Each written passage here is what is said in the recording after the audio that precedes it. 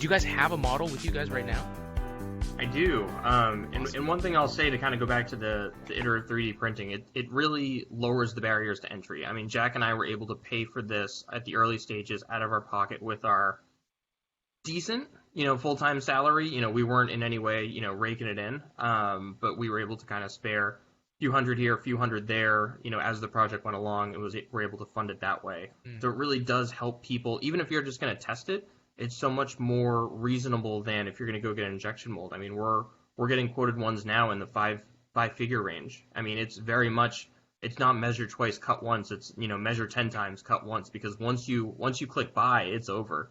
If you want to make some tweaks down the road, that is expensive. So really, 3Ds, we can always kind of go back and say, you know what, let's try this one tweak. Let's make sure this works, or let's, rule this out.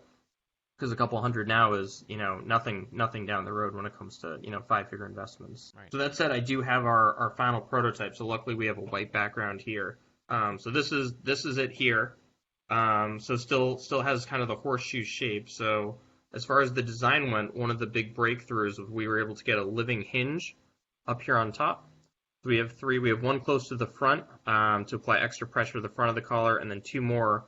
So essentially all you do is you slide up this hinge, and then this folds up, and then just kind of a pretty basic living hinge in there. So that's what goes over. So yeah, one of the big breakthroughs for us was probably about a year and a half ago. We were getting 3D printed hinges, and they were brittle. I mean, we had one where we tried to open up and just try it for the first time. It literally snapped off, and it was a couple $100, and we were pretty frustrated. And then, our designer came back to us and said, what, we do have a different material. It's kind of a nylon-based 3D print, so we can give that a try, and that's better with 3D hinges. And it wasn't until we got that could we actually put it in a customer's hand and say, here, try this, put this on, sit with this for a couple days, let us know what you think. Jack and I tried it on our own shirts. And that's what really pushed us forward, that we tried them on a couple, or we traveled with it because it's a great travel accessory. And then once we realized that, we're like, oh, now